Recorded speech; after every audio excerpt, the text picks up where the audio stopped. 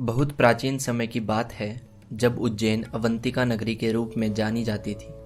यह नगरी ज्ञान और साधना की भूमि थी, पर उसी समय यहाँ एक उद्देश्य भय भी फैलने लगा था। लोगों के मन में डर था, मृत्यु का, समय का और भविष्य का। कहा जाता है कि एक महान विद्वान और शक्तिशाली राजा अपने ज्ञान और सामर्थ्य पर अत्यधिक गर्व करने लगा। उसने समय को जीतने की इच्छा की। उसने सोचा, यदि मैं काल को ही वश में कर लूं तो मैं अमर बन सकता हूं। राजा ने कठिन तपस्या शुरू की, पर वह तप भक्ति से नहीं, अहंकार से भरा हुआ था।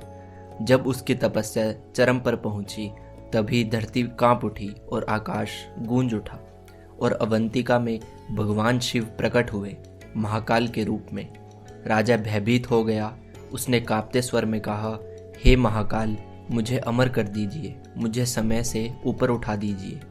तब महाकाल मुस्कुराए और शांत स्वर में बोले, जो समय से लड़ता है वह स्वयं नष्ट हो जाता है, और जो समय को स्वीकार करता है वही मुक्ति हो जाती है। महाकाल ने राजा को समझाया, यह शरीर नश्वर है, यह पद, यह शक्ति, यह ज्ञान सब काल के अधीन है, पर जो भक्ति, सत्य और करुणा के मार्ग पर चलता है उसे कभी भी बांध नहीं सकता।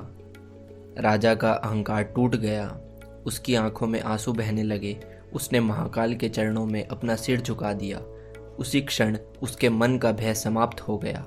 महाकाल अंतर्ध्यान हो गए और वहीं महाकालेश्वर ज्योतिर्लिंग प्रकट हुए। इस कथा से महाकाल हमें एक गहरी शिक्षा देते हैं। भय से मत भागो, समय से मत लड़ो, जो होगा वह होगा, बस अपना कर्म करो और महाकाल पर भरोसा रखो। आज भी जो भक्त सच्चे मन से उज्जैन के महाकालेश्वर के दर्शन करता है, उसके जीवन का डर धीरे धीरे समाप्त हो जाता है, क्योंकि महाकाल मृत्यु के देव नहीं है, वे भय के नाशक है।